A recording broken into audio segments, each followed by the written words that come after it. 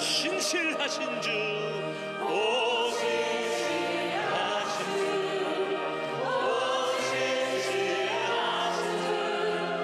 날마다 자비를 베푸시며 필요할 모든 것 내려주시니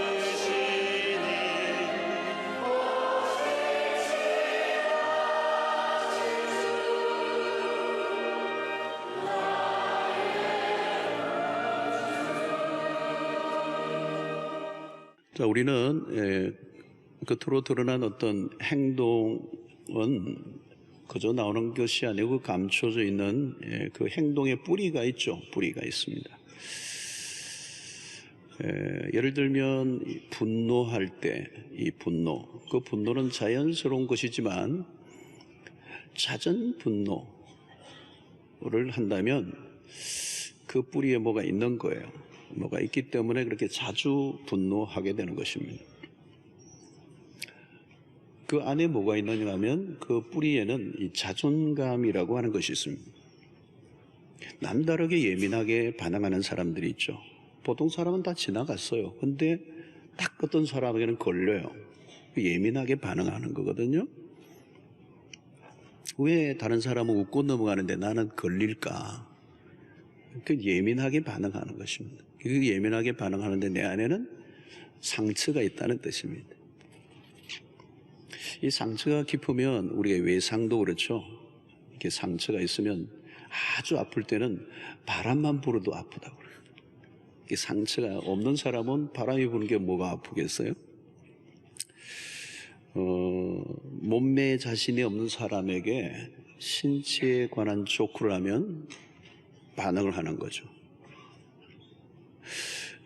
나를 무시한다는 거죠. 이것은 신체적인 조건이 내면의 상처를 만들어서 그 신체 조건 때문에 내적인 상처가 생긴 거예요. 그러니까 신체의 조건이 좀 그럴지라도 건강한 사람은 누가 뭐라 해도 괜찮거든요. 내면에 상처가 되어 있는 사람은 반응을 하는 것입니다. 여러분들에게도 지나치게 예민하게 반응하는 것이 혹시 있습니까? 그건 틀림없이 내적인 상처. 그 상처는 결국은 자존감의 문제입니다. 그 영어로는 self-esteem이라고 그러죠. 또 우리 안에 이 내면, 이 자존감, 자아상이라고도 얘기해요. 또 그걸 자아라고도 얘기할 수 있고, 뭐 다르게 표현하면 마음이라고 얘기할 수 있는 상처가 있는 것입니다. 이 자존감이 무너지면 열등감에 시달리게 되고, 그 열등감이라고 하는 것은 결국은 자신의 삶에 자신감이 없는 것입니다.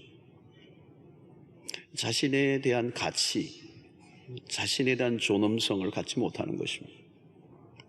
우울증도 이런 곳에서 나타나죠. 내가 이렇게 하고도 살아야 되나? 이렇게 살면 뭐하나? 자꾸 움츠려드는 거죠. 자꾸 움츠려들고 자기에 대해서 부정적인 생각을 하게 됩니다. 그럼 어떻게 이렇게 자존감이 무너지는가? 주로 자기 자신이 스스로를 훼손합니다. 자신의 능력이나 외모, 학력의 등으로 인하여 자기를 스스로 자기가 모멸하는 거죠. 특히 자기보다 상대적으로 나아 보이는 사람이 주변에 있을 때 더 악화됩니다. 예, 문제는 비교의식이죠. 비교의식. 사단이 가장 많이 사용하는 겁니다. 비교의식을 갖게 해서 열등감에 빠지게 하는. 자, 비교하기 시작하면 예외 없이 자존감의 상처를 입게 됩니다. 왜냐하면 우리가 아무리 노력해도 나보다 더 잘난 사람은 항상 나타나기 때문에.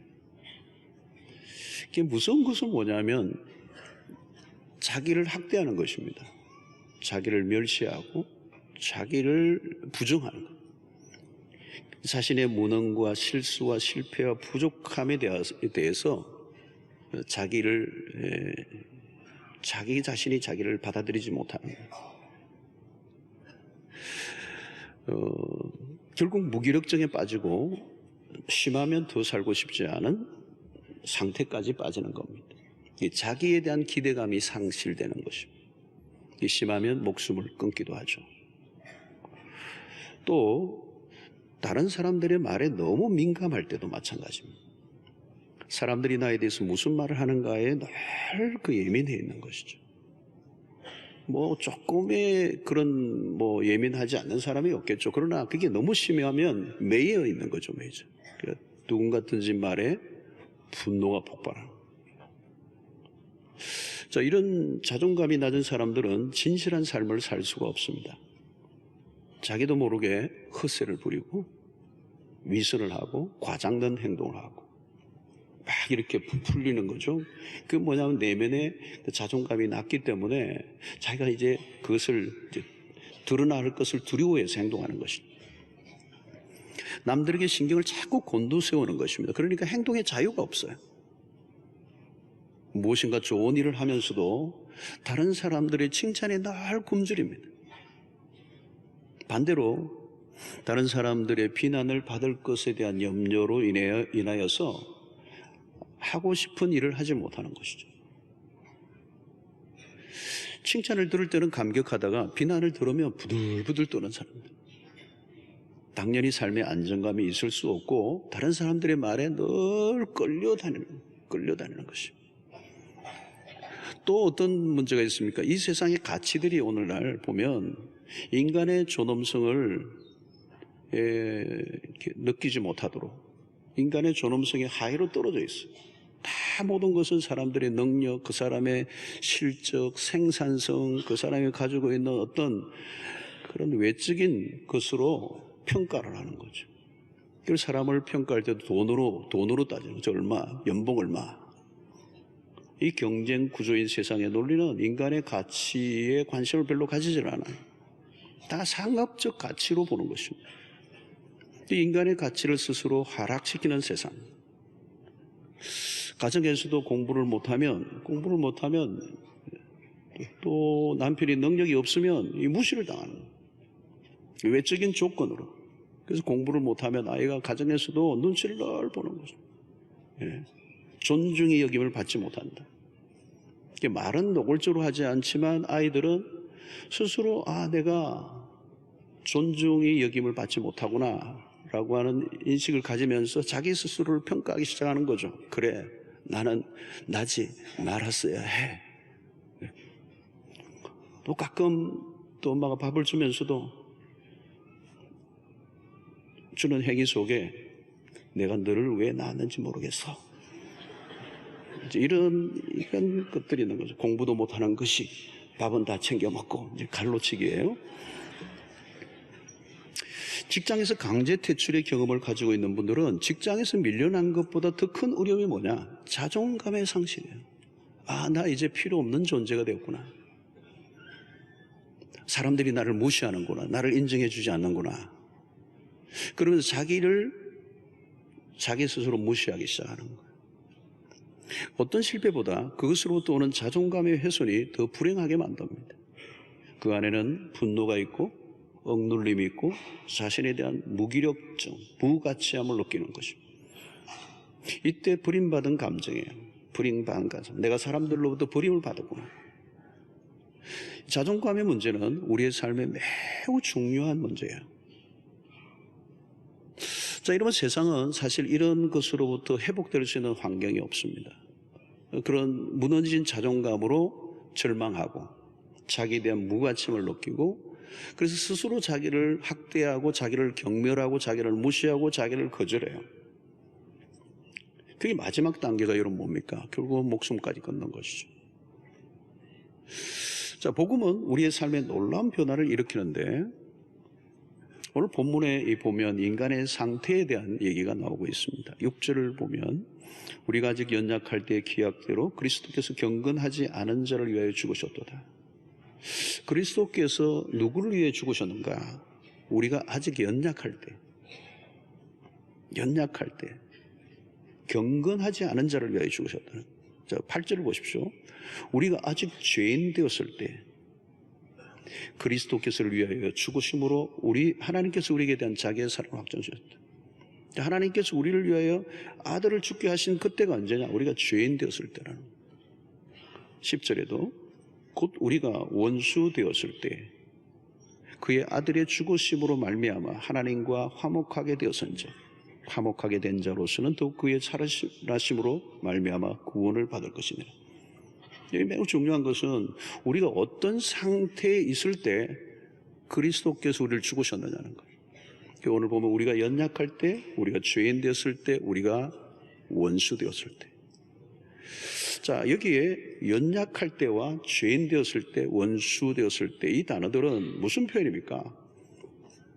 하나님의 사랑을 받을 만한 어떤 조건도 가지고 있지 않을 때, 한마디로 전혀 가치가 없는 죄의 덩어리, 저주 아래 있는, 저주받아 마땅한.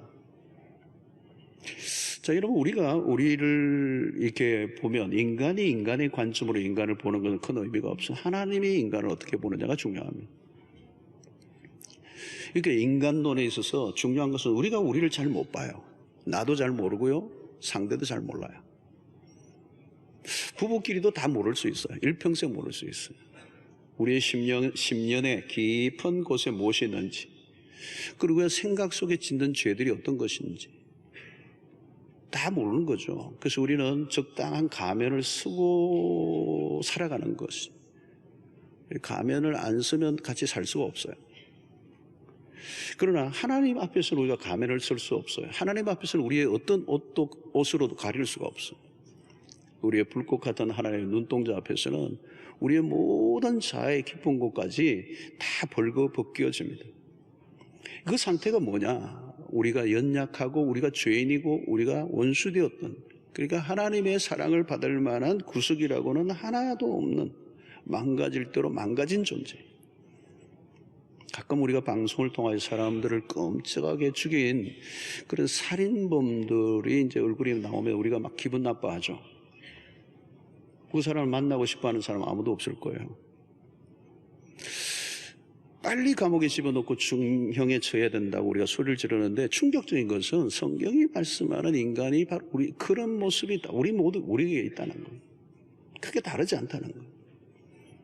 가장 절망적인 상태, 그 표현을 하고 있는 것이죠. 자, 그러니까 오늘 여기에서 이 본문에서 얘기하는 이 복음이 우리에게 어떻게 소개되고 있는가? 도무지 받아들여질 수 없는 상태에 있던 우리를 위해 그리스도께서 죽으심으로 하나님의 사랑을 우리에게 보여주셨다는 거예요. 이것은 새로운 형태의 사랑입니다. 세상에 우리의 경험했던 사랑은 다 조건을 갖고 있습니다. 컨디션에 따라서 사랑하는 거죠. 너가 공부를 잘하니까, 돈을 많이 벌어오니까, 당신이 예쁘기 때문에, 당신이 열심히 하기 때문에 조건이잖아요. 그런데 오늘 주님이 우리에게 보여주신 이 사랑의 표현은 파격적인 사랑이에요. 우리가 허물이 있고 연약하고 죄짓고 하나님과 원수되어 하나님 앞에 조금도 사랑받을 만한 것이 없는 상태. 그래서 여러분 8절이 참 기가 막힌 구절이에요. 8절을 한번 우리 다 같이 한번 읽어볼까요? 시작. 우리가 아직 죄인 되었을 때 그리스도께서 우리를 위하여 죽으심으로 하나님께서 우리에 대한 자기의 사랑을 확증하셨는데, 여러분 이거 로마서 5장 8절 말씀으로 외우시면 좋을 것 같아요. 굉장한 말씀이죠. 우리가 아직 죄인 되었을 때 그리스도께서 우리를 위하여 죽으심으로 하나님께서 우리에 대한 자기의 사랑을 확정해 주셨다. 자, 복음이 우리에게 말씀하는 것입니다.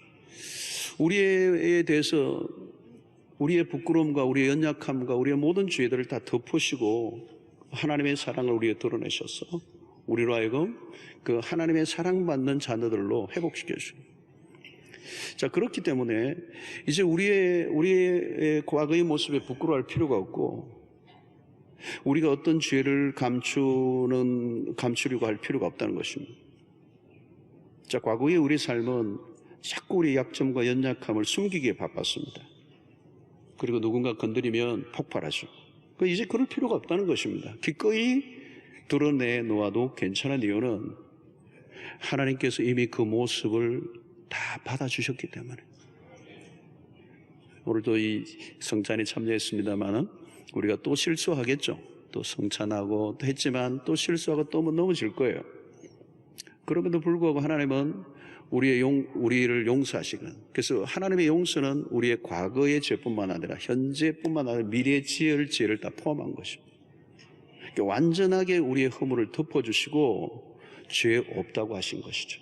그게 칭의잖아요.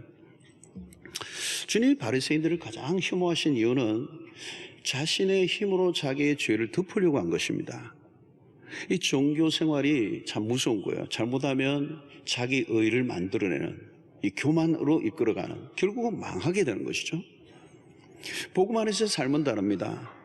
드러내는 것이죠. 드러내도 우리가 담대하게 드러낼 수 있는 이유는 그리스도께서 우리를 죄를 위하여 죽으셨기 때문입니다. 하나님의 사랑은 우리의 모든 것을 받으셨다는 거예요. 우리가 연약함도 받으시고 우리의 죄인됨도 받으시고 하나님과 원수됨을 다 받아들이셔서 이 거대한 사랑이죠. 그래서 이 십자가의 복음을 우리가 받아들이면 우리 안에 더 이상 우리를 경멸하거나 우리를 무시하거나 우리를 모멸할 필요가 없다는 거예요. 절망스러워할 필요가 없다는 것입니다. 누군가 비교해서 내가 열등감을 가지고 할 필요가 없다는 것입니다. 다른 사람이 아무리 나를 깎아내려도 열을 받을 이유가 없는 것은 우리의 신분이 이제 그리스도 안에서 십자가로 결정되었기 때문이었습니다. 그래서 바울이 무슨 얘기합니까? 나의 나된 것은 하나님의 은혜로 된 것이다. 고린도전서 15장 10절의 말씀이죠. 나의 나됨, 너무 중요한 것이죠. 이전에는 이게 불가능했어요. 그리스도 안에 오기 전에는 이게 나의 나됨이 불가능한 거예요. 이제는 정말 내가 나되었다는 것이에요. 복음 안에서 일어난 자신감입니다. 하나님이 받아주신 자기에 대한 긍정적인 수용이죠. 매우 중요한 것은 첫 번째는 하나님이 나를 받아주셔야 되는 거고, 두 번째는 하나님이 받아주신 나를 내가 받아들여줘야 됩니다. 과거의 아픈 경험에 내가 더 이상 시달리고 거기에 죄책감을 느끼고 수치감에 빠져서 나를 미워할 필요가 없다는 것입니다. 누가 무슨 소리를 해도 복음 안에서 흔들림이 없는 나, 이미 결정된 나, 하나님 앞에 완전히 받아들여지고 수용되어진 나를 내가 받아들이는 거예요. 그래서 여러분 누가복음 15장에 탕자의 비유에서 허랑방탕하다가 돌아온 아들에게 아버지가 한 행동을 우리가 잘 보아야 돼요. 그에게 가장 좋은 옷을 입혀주고 가락지를 끼워주고 발에 신을 신겨주고.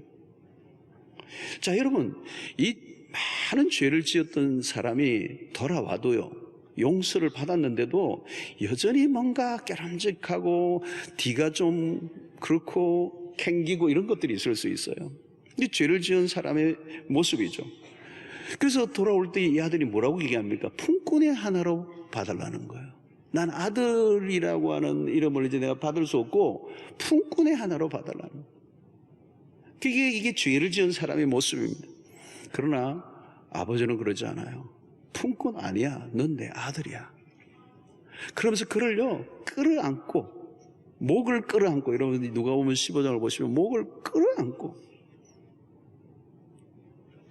키스를 하고, 여러분, 이것은 완전한 입맞춤을 통하여 그를 완전한 아들로 받아주는 것. 그리고 잔치를 벌려요. 살찐 송아지를 잡아요.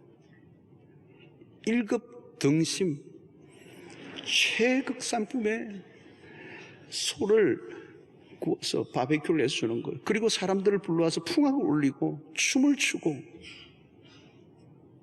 여러분, 이건 용서한다는 정도가 아니에요. 아버지가 그 아들을 적극적으로 환대하는 것입니다. 아들로 환대하는 거. 이거는 법적 회복으로만 끝난 게 아니고 적극적으로 환대하며 그 아들에 있는 부끄러움, 그 아들 안에 남아있을 수치, 과거의 실수로 인하여 주어진 그 안에 있는 자기 무시, 경멸.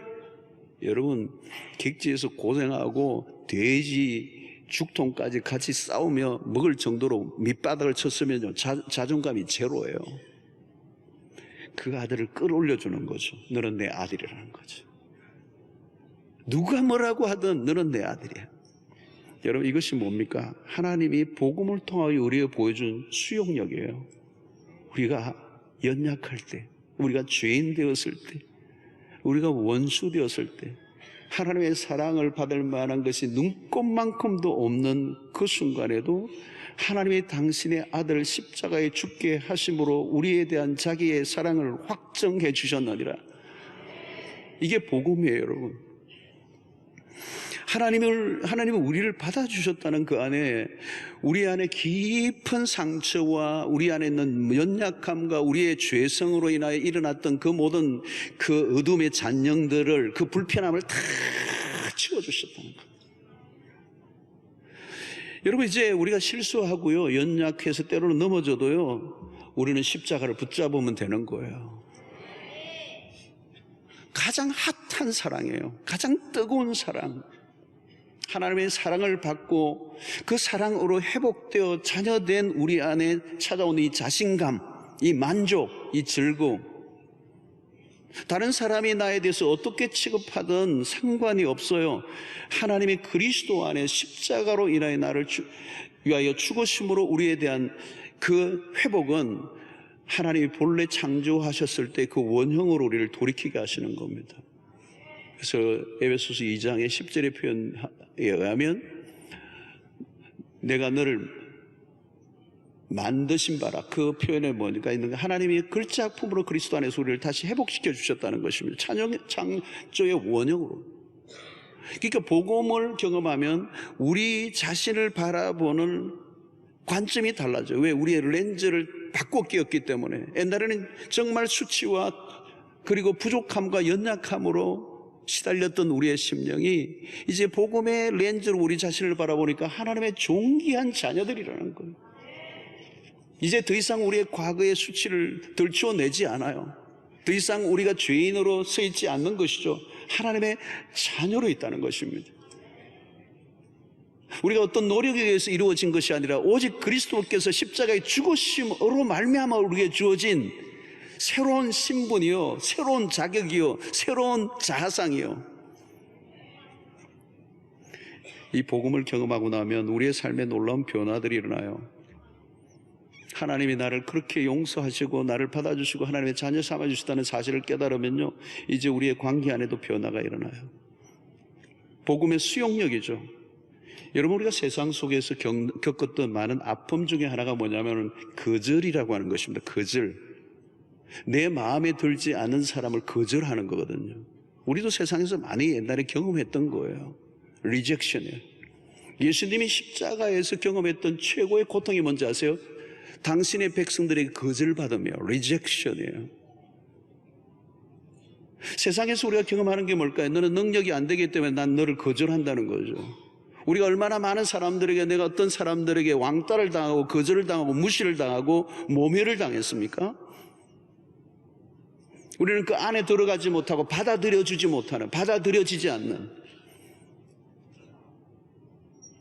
우리는 교회 안에서도 그럴 수도 있어요. 사랑방에 있지만 당신은 우리 사랑방에 들어올 수 없어.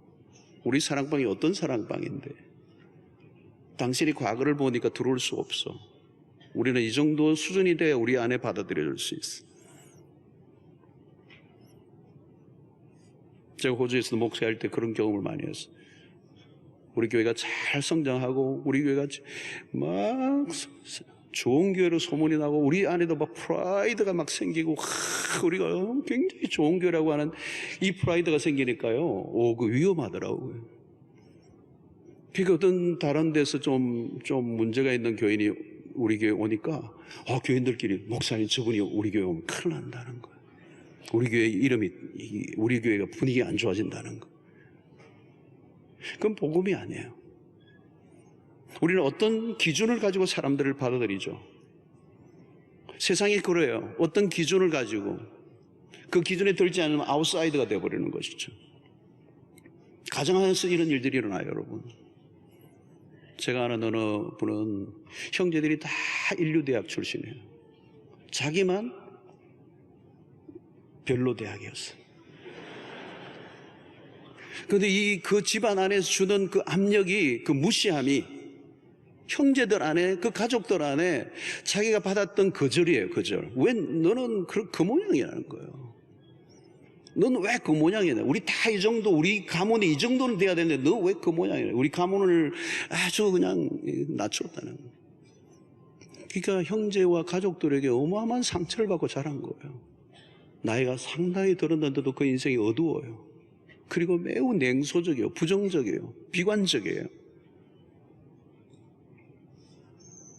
세상이 정해놓은 그 기준과 조건에 들어가지 못하니까 거절받는 거죠. 무시당하는 거죠. 그 상처가 얼마나 깊은지 알 수가 없어요.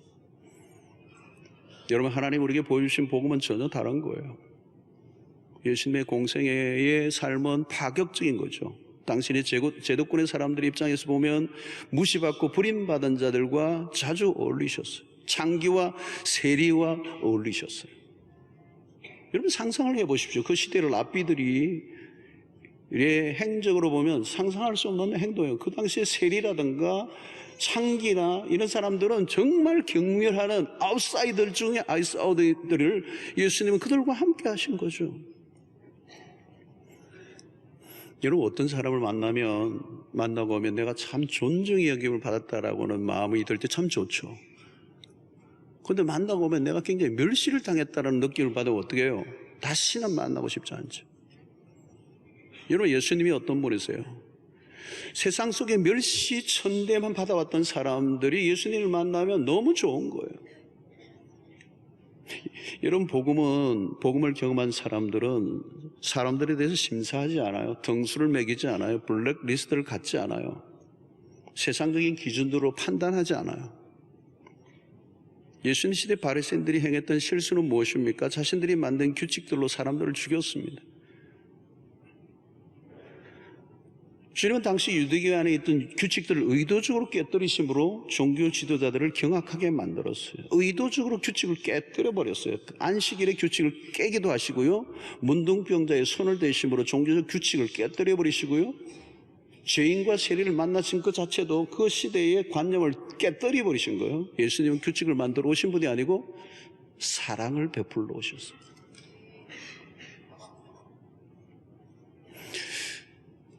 주님은 인간이 만든 규칙을 넘어선 분이십니다. 규칙보다 더 중요한 건 사랑이죠. 복음이 우리에게 보여준 것은 그런 것입니다. 배타적, 배제하는, 소외시키는, 거절하고 무시하는 이 문화의 한가운데서 복음이 우리에게 보여준 것은 아무리 연약할지라도, 아무리 죄인이라 할지라도, 아무리 하나님과 원수된 사람들마저도 그리스도께서 십자가에 죽으심으로 그들을 하나님의 자녀로 삼아주시는, 이 품어주시는 수용력. 탕자의 비유에서 큰아들의 모습이 잘 눈에 띄죠. 그는 그렇게 뜨겁게 아들을 품어낸 아버지와 달리 돌아온 동생을 받아주지 않아요. 동생의 귀한에 오히려 분노합니다. 아버지가 베푼 잔치의 자리에 들어오지 않아요. 그는 자기 의에 도취되어 있습니다. 자기가 정한 기준 안에 동생은 아웃이에요. 복음을 경험하지 못한 사람은 정의를 말하나 살벌해요. 투쟁적이고 부정적이고 폐쇄적입니다. 항상 화살이 타인을 향해 겨누고 있습니다. 우리가 윤리적인 사람이 되는 것으로 충분하지 않습니다. 자칫하면 우리는 냉혹한 종교인이 될 수가 있습니다. 하나님의 성품이 어디에서 가장 정확하게 나타났습니까? 바로 복음이에요. 죄인이었던 우리를 위해 아들을 죽게 하신 십자가 안에 하나님의 성품이 드러났어요. 만약 하나님이 당신의 의를 우리에게 주장하셨다면 살아남을 자가 한 사람도 없어요. 그러므로 우리의 고민은 무엇입니까? 하나님의 보이셨던 그 십자가를 통하여 보이셨던 성품을 드러내는 것입니다. 조건 없는 사랑으로 우리를 환대해 주신 하나님의 사랑을 받은 자로 우리의 삶 속에서, 우리의 공동체 가운데, 우리의 가족들의 관계 속에서 어떤 기준과 조건을 따라 사람들을 대하지 않고 판정을 내리지 않고 복음 안에서 넉넉하게 수용하는 삶을 살라는 것입니다. 여러분, 우리는 너무 사람에 대해서 정죄하고 판단하기를 잘합니다. 그래서 우리는 매일 법정을 열어요. 내 개인적으로, 그죠? 지나가는 사람 10년, 마음에 안 들면 10년, 보기 싫은 사람이 나타나면 무기징역, 아주 미운 사람이 나오면 사형. 여러분, 미워하는 게 뭐예요, 여러분? 그게 살인이잖아요, 살인. 예수님은 남편 다섯을 바꿨던 과거가 있는 여인의 허물을 덜추어내지 않으셨어요. 그녀의 과거의 행적에 때문에 그녀를 거절하지 않아요. 당신이 누구이신지를 자연스럽게 알려줍니다. 그럴 때 그 여인이 그리스도를 만나자 자신 안에 놀라운 변화가 일어나요. 비난과 정죄로 사람이 변하지 않습니다. 사랑이 사람을 변화시킵니다. 복음은 모든 죄인을 녹아지게 하는 사랑 덩어리죠. 그 품은 크고 넉넉합니다. 하나님이 받아들이신 사람을 나도 받아들여주는 것. 그곳에 복음의 역사가 일어나는 것입니다. 자, 오늘날 여러분, 세상이 참 살벌하죠. 많은 사람들이 병들어 가고 있습니다. 마음의 병이에요. 마음이 아픈 사람들이 너무 많아요. 오늘 우리 사회가 아파요. 상처투성이에요. 자, 여러분, 오늘 우리에게 필요한 것이 뭘까요? 성공이나 더 열심히 다른 사람과 경쟁해서 이겨내는 것입니까? 아니에요. 오늘 실패가 우리의 삶을 힘들게 하는 것이 아니라 중요한 것은 나에 대한 무가치함, 버림받음, 무시당하고 거절당한 감정이 우리를 절망하게 합니다. 복음을 만나기 전에는 우리도 다 그렇게 살았어요. 막 그냥 찢고 뽑고 미워하고 경쟁하고 비난하고 거절하고 무시하고 학대하고 경멸하고 또 그 경쟁에 진 나를 또 미워하고 부정적인 자상이 생긴 나에 있어서 분노와 그 분노가 폭발하면 또 다른 사람에게 비난과 정죄의 화살을 돌리고 막 전쟁을 치르고 살아간 거예요. 거기에는 수용과 받아들임과 포옹과 입맞춤과 사랑이 없는 거죠. 사랑하는 성도 여러분, 그 속에 깨어진 그 상처난 그 자존감은 점점 갈수록 병들어갈 수밖에 없고 그 삶에서 만들어내는 모든 행동은 상처를 또 더 만들어내는 파급을 일으킬 수밖에 없는 것입니다. 복음을 경험하고 나면 어떤 고백이 우리에게서 나오느냐면, 주님, 지금 나로 하나님의 사랑을 받고 하나님에게 인정을 받고 하나님에게 용서를 받은 나로 충분합니다.